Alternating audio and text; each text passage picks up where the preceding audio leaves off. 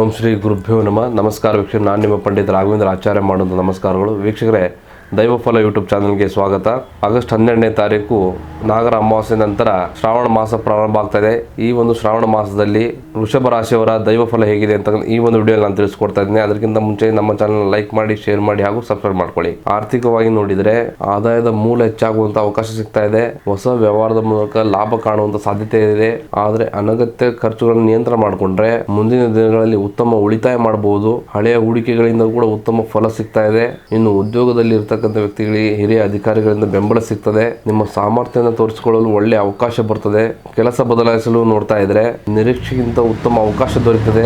ನಿರುದ್ಯೋಗಿಗಳಿಗೂ ಕೂಡ ಶುಭ ಸುದ್ದಿ ಸಿಗ್ತಾ ಇದೆ. ಇನ್ನು ವ್ಯಾಪಾರದಲ್ಲಿ ಹೊಸ ಪರಿಚಯಗಳು ಲಾಭದಾಯಕವಾಗ್ತದೆ. ಹೊಸ ಯೋಜನೆ ಆರಂಭಿಸುವವರು ಎಲ್ಲಾ ಲೆಕ್ಕಾಚಾರ ಸರಿಯಾಗಿ ಮಾಡಿಕೊಂಡ್ರೆ ಮುಂದಿನ ದಿನಗಳಲ್ಲಿ ಉತ್ತಮ ಬೆಳವಣಿಗೆ ಮಾಡ್ಕೊಳ್ಬಹುದು. ಇನ್ನು ಕುಟುಂಬದಲ್ಲಿ ಸಂತೋಷದ ವಾತಾವರಣ ಇರ್ತದೆ.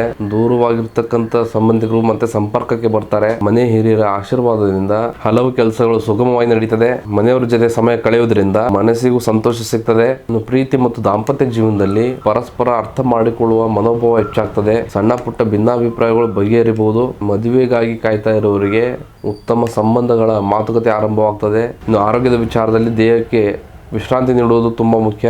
ಆಹಾರ ಪದ್ಧತಿಯಲ್ಲಿ ನಿಯಮವನ್ನು ಪಾಲಿಸಿ. ಹೆಚ್ಚು ಒತ್ತಡ ತೆಗೆದುಕೊಳ್ಳದೆ ಯೋಗ ಮತ್ತು ಧ್ಯಾನ ಮಾಡಿದ್ರೆ ಮನಸ್ಸು ಶಾಂತವಾಗಿರುತ್ತೆ.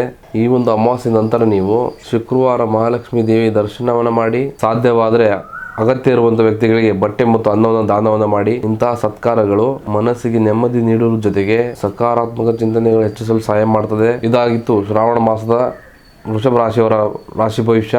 ತಮ್ಮದು ಕೂಡ ವೃಷಭ ರಾಶಿ ಆಗಿದ್ರೆ ಈ ಒಂದು ವಿಡಿಯೋನ ಲೈಕ್ ಮಾಡಿ, ಶೇರ್ ಮಾಡಿ ಹಾಗೂ ಸಬ್ಸ್ಕ್ರೈಬ್ ಮಾಡ್ಕೊಳ್ಳಿ. ಮತ್ತು ತಮ್ಮ ಜೀವನದಲ್ಲಿ ಏನೇ ಸಮಸ್ಯೆಗಳಿದ್ರೂ ನೇರವಾಗಿ ಬಂದು ಭೇಟಿ ನೀಡಿ ಅಥವಾ ಫೋನ್ನ ಮುಖಾಂತರ ಪರಿಹಾರವನ್ನು ಕಂಡುಕೊಳ್ಳಿ. ಧನ್ಯವಾದಗಳು.